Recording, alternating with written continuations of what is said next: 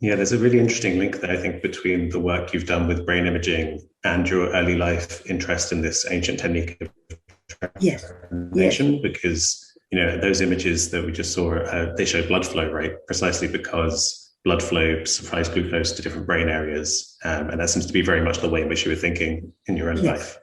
I absolutely agree. When brain imaging began to develop in the 90s, that was really what made me decide to that I must become a foundation, because as a female without letters after my name, I couldn't kind of stride into a brain imaging place and say, I want to use your brain imaging. So I realized I had to get heavy credibility to do that, and then to find the rare people who were brave enough to be prepared to get into that world, because it wasn't a good move for one's career at that point. And then, I mean, my first study I did in order to investigate changes in blood supply underlying the mystical experience created by psychedelics was with Franz Wollenweider. I collaborated using PET to look at psilocybin in the brain. That was in 1998. The first thing I did when I founded the Beckley Foundation. So I could see that with brain imaging, one can discover how these things work much better. But it's a very limited tool. And until very, very recently, they couldn't, the brain imaging technology hadn't got to a point where it could, and it still hasn't properly got to a point where it can decipher arterioles and venous and arterial blood from capillary volume. And the whole hypothesis I'm working on is change in the capillary volume from where the exchange of glucose and oxygen takes place. And funny enough, just this year, through a bit of good fortune, I went on to Hamilton Morris's. He did a program on LSD. And anyway, one of the scientists on the program, I said, I'm looking for the latest experts in cerebral circulation, because Western world isn't interested in cerebral circulation. They think the blood goes up, comes down. No one's interested. Whereas in Russia, I worked with a Russian physicist who was on the space project. He was 10 years ahead of what people were in Europe. And anyway, through that, I was introduced to a wonderful scientist working at Yale with a kind of new optogenetic. So we're literally looking at changes in capillary volume. And so I'm hoping to get much further in unraveling that, for me, at the center of the whole problem, in a sense, to understand better the irrigation of the brain and its the association of changes in that which underlies the changes in cognitive neural functioning. And I'm very intrigued to try to work out how the mystical experience, what are the physiological factors underlying it. But I'm way from that point. But I was very pleased to meet you, Martha, in that area. And yeah, it must have been incredible to see the images, to see the brain kind of images on psychedelics after decades of being interested in this stuff.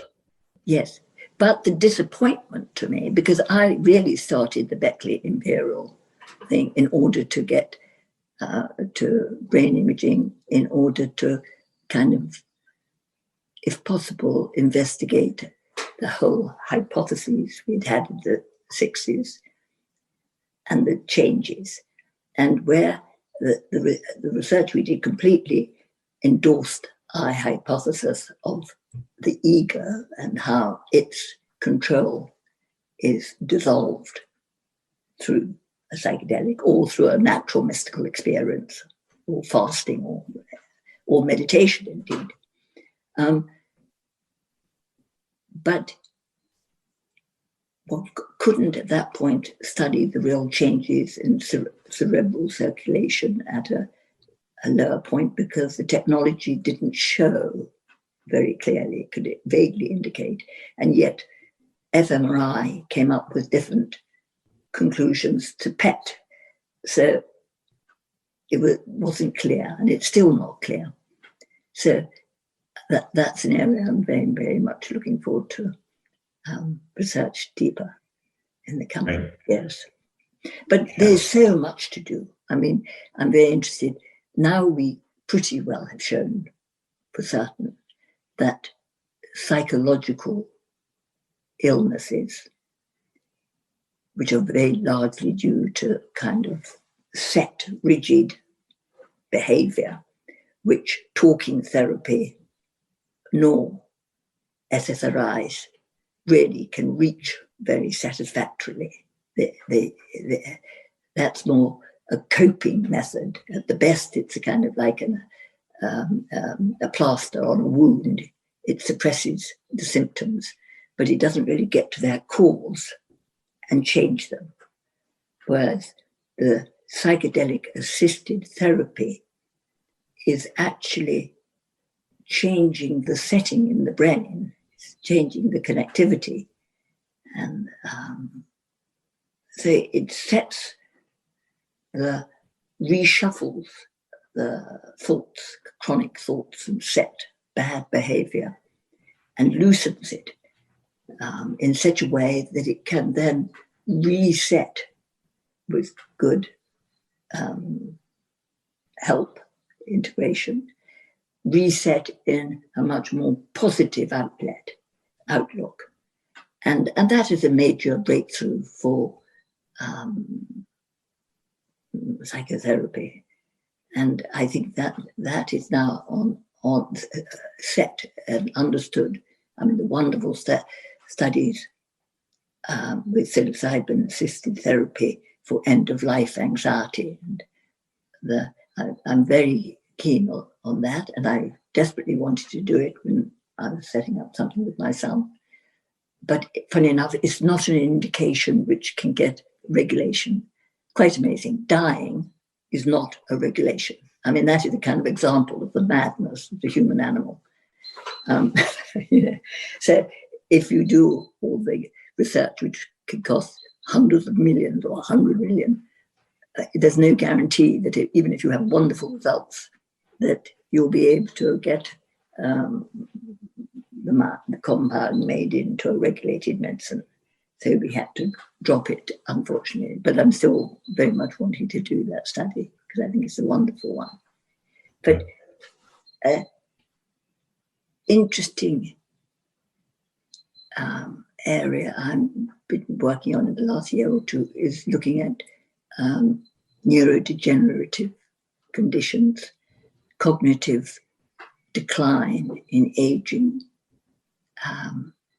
I've got a very exciting collaboration going with scientists in Brazil, where we look at the cellular level, then the mini brain level. As you know, mini brains are made from human stem cells to mimic a brain.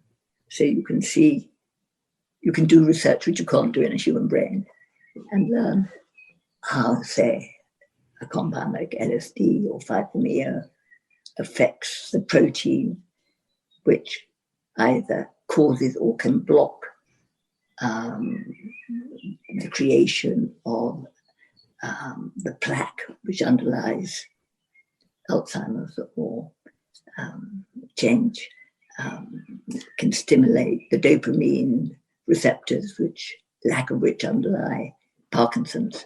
So I find it very fascinating research at that level. And then we do it in animals and humans. And we did a very interesting study with LSD, carrying it through the different levels. And in the animal levels, the rats, we found that young rats always love to play with new toys. When they become adult, they really begin to prefer the old toys. But if they are given 3 days treatment of rat dose of LSD, then they start playing with the new toys.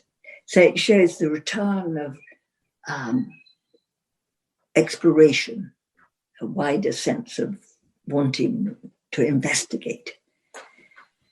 And then with old rats, even with 3 days of LSD, they're still a little bit bored of the new toys and just feel more familiar with the old ones. But if you combine the LSD with enriched environment or teaching, then they play with the new toys. So then we transferred that into humans who are, and this is a study which is on where at the moment, humans who are with slight cognitive decline, to see that if we treat them with microdoses of LSD and give them enriched learning, whether they'll be able to pull back the declining capabilities kind of thing. So there's all sorts of very, very exciting work one can do in the physiological area.